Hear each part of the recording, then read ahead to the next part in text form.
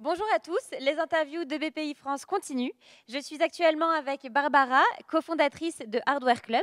Hardware Club, c'est un club pour start-up dans le hardware. Barbara, bonjour, merci beaucoup d'être ici. Bonjour Stéphanie.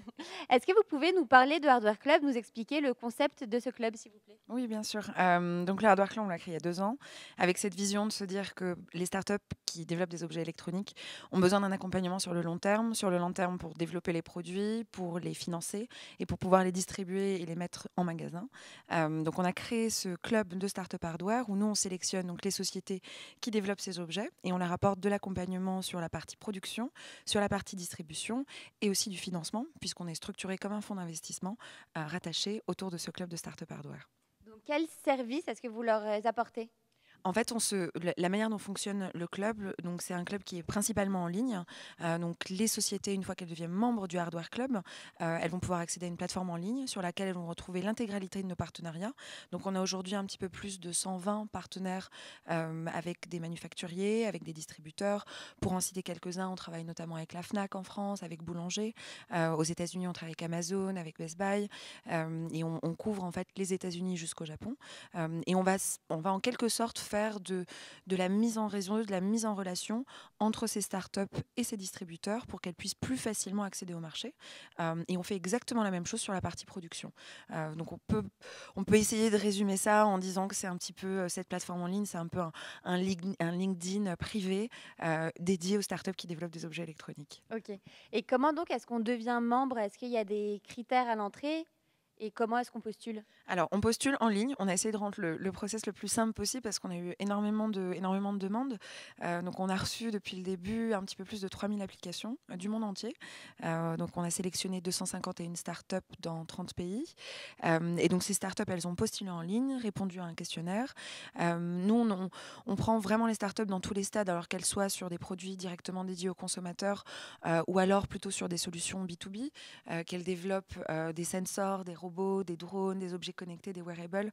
Voilà, c'est extrêmement varié, et c'est ce qui fait la richesse aussi du club.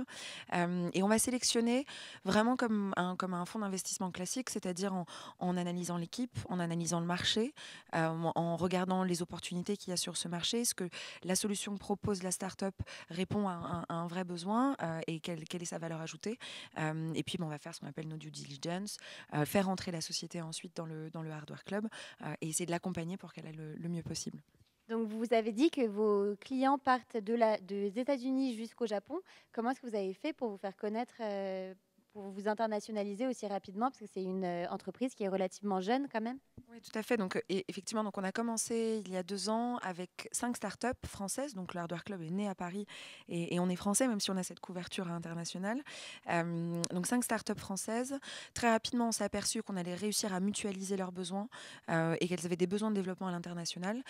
Sur cette base de ces sociétés-là, on a petit à petit grossi la communauté et on a fait tout simplement du porte-à-porte, aller voir avec notre petite présentation, à expliquer ce qu'on faisait et comment on accompagnait les sociétés. Et c'est comme ça qu'on a réussi au fur et à mesure à faire mettre en place les partenariats avec les Best Buy, avec les Amazon.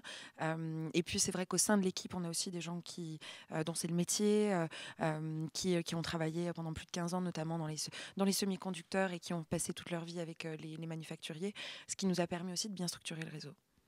Donc, vous m'avez dit que vous êtes aussi un fonds d'investissement. Tout à fait. Vous investissez dans combien d'entreprises sur votre portefeuille d'entreprises? Alors aujourd'hui, donc on a commencé l'investissement il y a un petit peu plus d'un an. On a fait une dizaine d'investissements au total. Donc plus de la moitié de notre portefeuille est en France. Pour citer quelques sociétés desquelles on est actionnaire, je pense que vous connaissez bien aussi, il y a Lima, qu'on connaît bien. On a ISKN. Plus récemment, on est rentré au capital de Haribal Technologies, qui est une start-up qui sort du CEA. On a aussi fait Kicker, qui est un petit robot qu'on a vu bien souvent au CES et que tout le monde connaît bien aussi. Voilà, et donc du coup, 10 investissements jusqu'à présent et on va passer une phase un petit peu d'accélération sur 2017. On envisage de faire, je pense, le double de ce qu'on a fait en termes d'investissement jusqu'à présent grâce à des nouveaux véhicules. Super.